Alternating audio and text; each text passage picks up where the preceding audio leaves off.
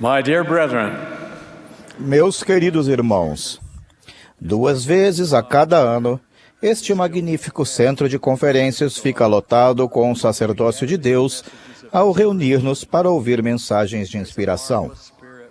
Há um maravilhoso espírito que permeia a reunião geral do sacerdócio da Igreja.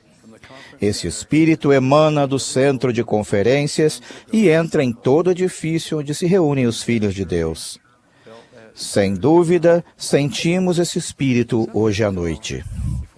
Há alguns anos antes que este belo centro de conferências fosse construído, uma pessoa que visitava a Praça do Templo em Salt Lake City assistiu a uma sessão de conferência geral no tabernáculo. Ele ouviu as mensagens das autoridades gerais, prestou atenção nas orações, ouviu a bela música do coro do tabernáculo, maravilhou-se com a grandiosidade do magnífico órgão do tabernáculo. Quando a reunião terminou, ouviram-no dizer: "Eu daria tudo o que tenho se soubesse que aquilo que os oradores disseram hoje à noite é verdade." Em essência, ele dizia: "Quem dera eu tivesse um testemunho do Evangelho." Não há absolutamente nada neste mundo que dará mais consolo e felicidade do que um testemunho da verdade. Embora em níveis diferentes, creio que todo homem ou rapaz que está aqui hoje tem um testemunho. Se você sente que ainda não tem a profundidade de testemunho que gostaria, admoesto-o a trabalhar para alcançar esse testemunho. Se ele for forte e profundo, esforce-se para mantê-lo assim. Quão abençoados somos por ter um conhecimento da verdade. Minha mensagem nesta noite, irmãos, é a de que há inúmeras pessoas que têm pouco ou nenhum testemunho neste instante. Pessoas que poderiam e receberiam esse testemunho se estivéssemos dispostos a fazer o esforço de compartilhar o nosso e a ajudá-las a mudar. Em alguns casos, nós podemos prover um incentivo para a mudança. Refiro-me, em primeiro lugar, àqueles membros que, no momento, não estão plenamente comprometidos com o Evangelho. Há muitos anos, numa conferência diária realizada em Helsinki, Finlândia, ouvi uma mensagem vigorosa, memorável e motivadora proferida numa sessão para mães e filhas. Nunca esqueci aquela mensagem, embora quase 40 anos tenham se passado desde que a ouvi. Entre as muitas verdades abordadas pela oradora, ela disse que uma mulher precisa que lhe digam que ela é bonita. Leio de novo. Uma mulher precisa que lhe digam que ela é bonita. Precisa que lhe digam que é valorizada. Precisa que lhe digam que tem valor. Irmãos, sei que os homens são muito semelhantes às mulheres nesse sentido. Precisamos ouvir que valemos algo, que somos capazes e que temos valor. Precisamos ter uma chance de servir. Para os membros que se afastaram da atividade ou que se mantêm distantes e não se comprometem, podemos procurar em espírito de oração algum meio de tocá-los. A iniciativa de pedir que sirvam em algum chamado pode ser exatamente o incentivo de que precisam para voltar à plena atividade. Mas os líderes que poderiam ajudá-los nesse sentido, às vezes relutam em fazê-lo. Precisamos ter em mente que as pessoas podem mudar. Elas podem abandonar maus hábitos, podem arrepender-se de transgressões, podem portar dignamente o sacerdócio e podem servir diligentemente o Senhor. Gostaria de oferecer algumas ilustrações. Quando me tornei membro do Quórum dos 12 Apóstolos, tive a oportunidade de acompanhar o presidente N. Eldon Tanner, conselheiro do presidente David O. McKay, a uma conferência de estaca em Alberta, Canadá. Durante a reunião, o presidente de estaca leu o nome de 4 irmãos que se qualificavam para ser ordenados élderes. Eram homens que o presidente Tanner conhecia, porque tinha morado naquela área. Mas o presidente Tanner os conhecia e lembrava-se deles como eram antes. E não sabia que eles tinham mudado a vida e se qualificado plenamente para tornarem-se élderes. O presidente da estaca leu o nome do primeiro homem e pediu que ele ficasse de pé. O presidente Tanner sussurrou para mim: "Olhe para ele." Nunca achei que ele conseguiria. O presidente da estaca leu o nome do segundo homem e ele ficou de pé. O presidente Tanner me cutucou de novo e expressou seu assombro. E o mesmo aconteceu com todos os 4 irmãos. Depois da reunião, o presidente Tanner e eu tivemos a oportunidade de cumprimentar aqueles 4 irmãos. Eles demonstraram que os homens podem mudar. Na década de 1940 e 1950, um carcereiro americano, Clinton Duffy, ficou muito conhecido por seu trabalho de reabilitação de homens em sua prisão. Um crítico disse: "Não sabe que cães velhos não aprendem truques novos?" O carcereiro Duffy respondeu: "Você devia saber que não trabalho com cães. Trabalho com homens. E os homens mudam todos os dias." Há muitos anos tive minha oportunidade de servir como presidente da missão canadense. Tínhamos ali um ramo com muitas limitações em relação ao sacerdócio. Sempre tivemos um missionário que presidia o ramo. Tive a forte impressão de que precisávamos que um membro do ramo presidisse ali. Tínhamos um membro adulto do ramo que era diácono no sacerdócio arônico, mas não frequentava nem participava o suficiente para ser avançado no sacerdócio. Senti-me inspirado a chamá-lo como presidente do ramo. Sempre me lembrarei do dia em que o entrevistei. Eu lhe disse que o Senhor me havia inspirado a chamá-lo para ser o presidente do ramo. Após muitos protestos da parte dele e muito incentivo da parte da esposa, ele disse que serviria. Eu o ordenei um sacerdote. Aquele foi o princípio de um novo dia para aquele homem. Sua vida foi rapidamente colocada em ordem e ele me assegurou que viveria os mandamentos conforme era esperado dele. Em poucos meses, foi ordenado elder. Ele, a esposa e a família, por fim, foram ao templo e foram selados. Seus filhos serviram missão e se casaram na casa do Senhor. Às vezes, fazer com que nossos irmãos saibam que são necessários e valorizados pode ajudá-los a dar o passo para o comprometimento e para a plena atividade. Isso pode se aplicar a portadores do sacerdócio de todas as idades. É nossa responsabilidade dar-lhes oportunidades para viver como devem. Podemos ajudá-los a vencer suas fraquezas. Precisamos desenvolver a capacidade de ver os homens não como eles são no momento, mas como podem vir a ser quando receberem um testemunho do Evangelho de Cristo. Assisti certa vez a uma reunião em Leadville, Colorado. Leadville é uma grande cidade. Situa-se a uma altitude de mais de 3.000 metros. Lembro-me particularmente daquela reunião por causa da altitude elevada, mas também por causa do que aconteceu ali naquela noite. Havia apenas um pequeno número de portadores do sacerdócio presentes. Como no ramo da missão canadense, aquele ramo era presidido por um missionário e sempre tinha sido. Naquela noite, tivemos uma reunião muito agradável, mas quando cantávamos o último hino, tive a inspiração de que deveríamos ter um presidente de ramo local presidindo. Virei-me para o presidente da missão e perguntei: "Não há algum homem aqui que poderia presidir? Um membro local?" Ele respondeu: "Não conheço ninguém." Enquanto cantávamos aquele hino, olhei cuidadosamente para os irmãos que estavam sentados nas 3 primeiras fileiras. Minha atenção pareceu concentrar-se em um dos irmãos. Perguntei ao presidente da missão: "Será que ele poderia servir como presidente do ramo?" Ele respondeu: "Não sei. Pode ser que sim." Eu disse: "Presidente, vou levá-lo para outra sala e entrevistá-lo. Fale depois do último hino até que voltemos."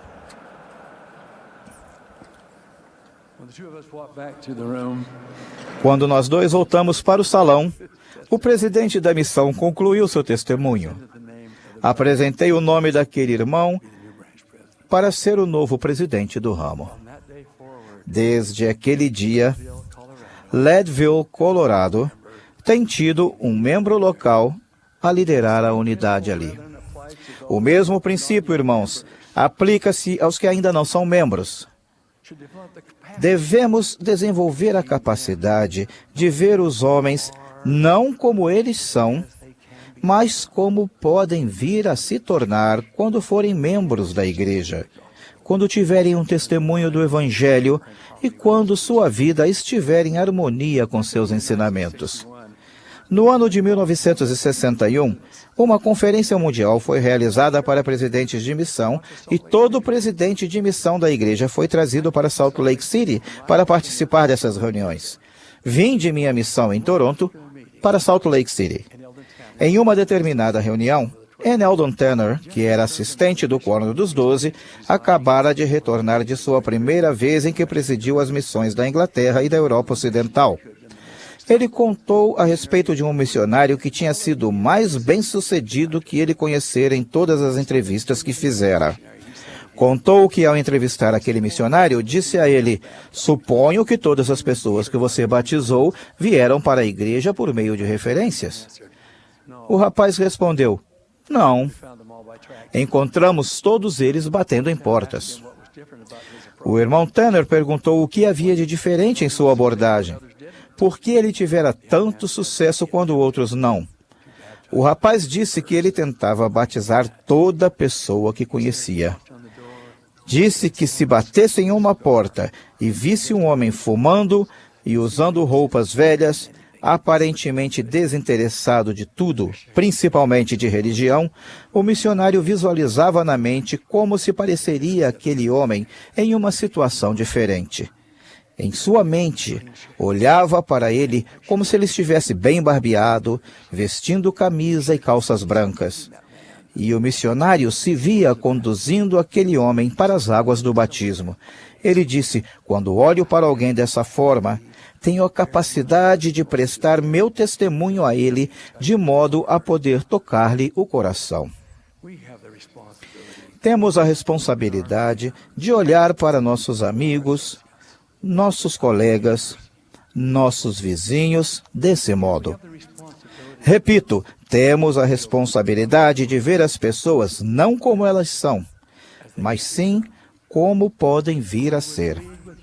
Peço-lhes que pensem nelas dessa maneira. Irmãos, o Senhor nos disse algo importante sobre este sacerdócio que possuímos. Ele disse que o recebemos com um juramento e um convênio. Ele nos deu a instrução de que precisamos ser fiéis e leais em tudo que recebermos, e de que temos a responsabilidade de guardar esse convênio até o fim. E então, tudo que o Pai tem nos será dado. Coragem é a palavra que temos de manter próxima do coração. Coragem de dar as costas à tentação. Coragem de erguer a voz em testemunho para todos com quem nos encontrarmos. Lembrando que todos precisam ter a oportunidade de ouvir a mensagem. Isso não é uma coisa fácil para a maioria, mas podemos vir a acreditar nas palavras de Paulo a Timóteo, porque Deus não nos deu o espírito de temor, mas de fortaleza e de amor e de moderação. Portanto, não te envergonhes do testemunho de nosso Senhor. Em maio de 1974, estive com o irmão John H. Grober nas Ilhas Tonganesas. Tínhamos uma audiência com o rei de Tonga e fomos recebidos em uma sessão formal. Trocamos os cumprimentos de praxe. Contudo, antes de sair, John Grober disse algo que era fora do comum. Ele disse: "Vossa Majestade, deveis realmente tornar-vos Mórmon, e vossos súditos também, porque assim os vossos problemas e os deles, em grande parte, serão solucionados." O rei deu um grande sorriso e respondeu: John Groberg, talvez você esteja certo. Pensei no apóstolo Paulo perante Agripa. Pensei na resposta que Agripa deu ao testemunho de Paulo. Por pouco me queres persuadir a que me faça cristão. O irmão Groberg teve a coragem de prestar seu testemunho a um rei. Nesta noite, há muitos milhares de nós que servem o Senhor em tempo integral como seus missionários.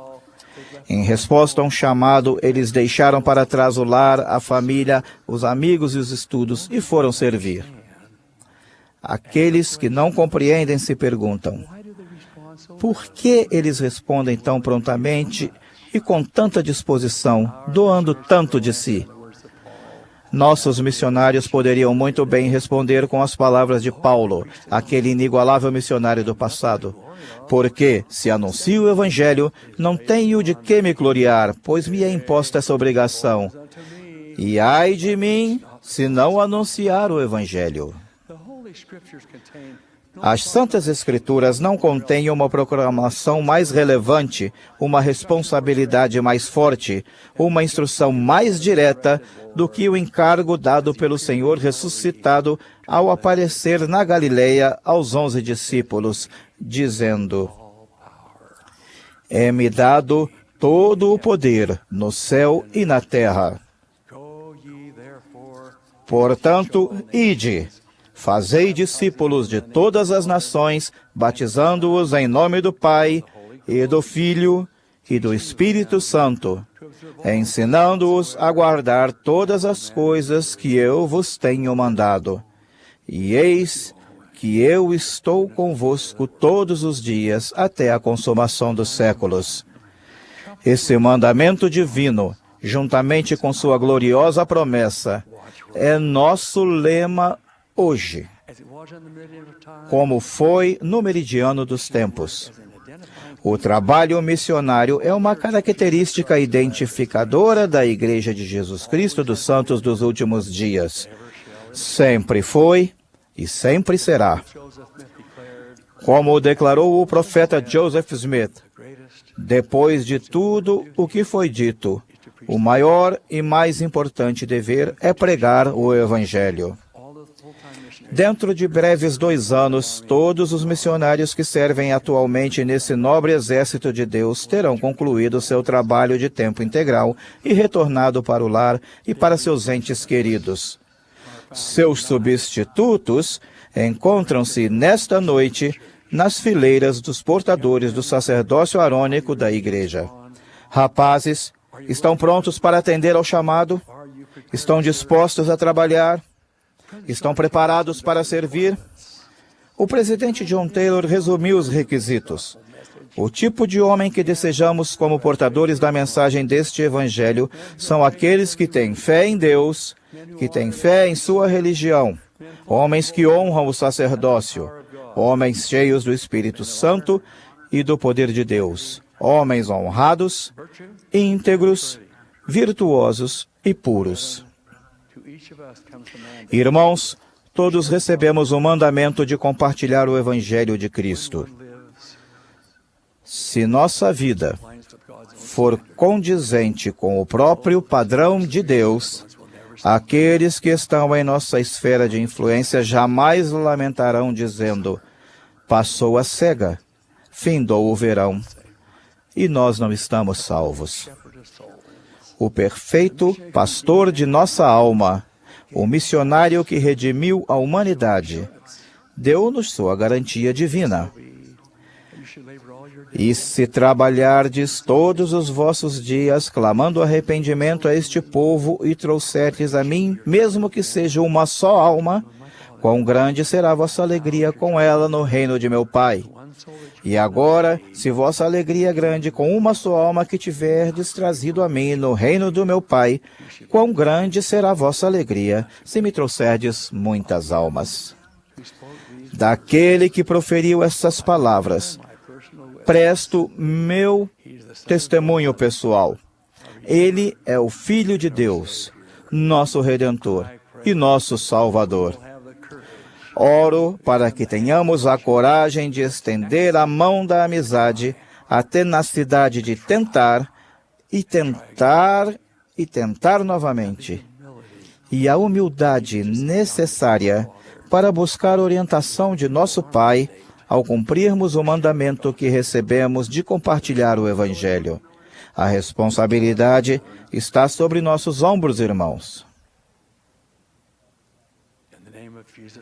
Em nome de Jesus Cristo. Amém.